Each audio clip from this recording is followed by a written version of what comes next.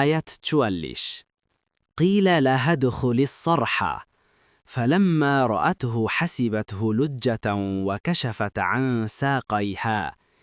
قال إنه صرح ممرد من قوارير قالت رب إني ظلمت نفسي وأسلمت مع سليمان لله رب العالمين অনুবাদ তাকে বলা হলো প্রাসাদটিতে প্রবেশ করো অতঃপর যখন সে সেটা দেখল তখন সে সেটাকে এক গভীর জলাশয় মনে করল এবং সে তার পায়ের গোছা দুটো অনাবৃত করল সুলাইমান বললেন এটা তো স্বচ্ছ স্ফটিক মণ্ডিত প্রাসাদ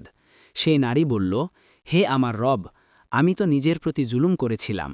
আর আমি সুলাইমানের সাথে সৃষ্টিকুলের রব আল্লাহর কাছে আত্মসমর্পণ করছি তাফসির ১ নং ফুটনোটের বিবরণ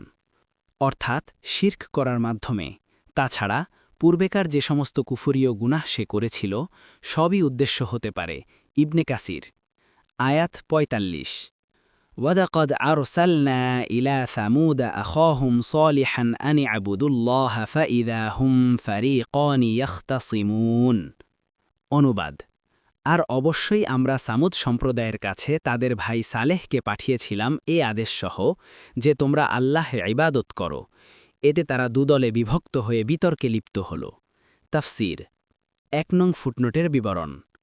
তুলনামূলক অধ্যয়নের জন্য সূরা আল আরাফের ৭৩ থেকে ৭৯, হুদের ৬১ থেকে ৬৮, আশ-শুআরা এর ৪১ থেকে ৫৯, আল কমরের ২৩ থেকে ৩২ এবং আশ-শামসের ১১ থেকে ১৫ আয়াত পড়ুন ২ নং ফুটনোটের বিবরণ অর্থাৎ সলেহ আলাইহিসসালামের দাওয়াত শুরু হওয়ার সাথে সাথেই তার জাতি দুটি দলে বিভক্ত হয়ে গেল একটি দল মুমিনদের এবং অন্যটি অস্বীকারীদের ও বিভক্তির সাথে সাথেই তাদের মধ্যে দ্বন্দ্ব সংঘাত শুরু হয়ে গেল যেমন কোরআন মাজিদে বলা হয়েছে তার জাতির শ্রেষ্ঠত্বের গর্বে গর্বিত সর্দাররা দলিত ও নিষ্পেষিত জনগোষ্ঠীর মধ্য থেকে যারা ঈমান এনেছিল তাদেরকে বলল সত্যই কি তোমরা জানো সলেহ তার রবের পক্ষ থেকে পাঠানো একজন নবী তারা জবাব দিল তাকে যেই জিনিস সহকারে পাঠানো হয়েছে আমরা অবশ্যই তার প্রতি ঈমান রাখি এ অহংকারীরা বলল তোমরা যে জিনিসের প্রতি ঈমান এনেছ আমরা তা মানি না সূরা আল আরাফ ৭৫ থেকে ৭৬ মনে রাখতে হবে মুহাম্মদ সাল্লাল্লাহু আলাইহি ওয়াসাল্লামের আবির্ভাবের সাথে সাথে মক্কায়ও একই ধরনের অবস্থা সৃষ্টি হয়েছিল তখনও জাতি দুভাগে বিভক্ত হয়েছিল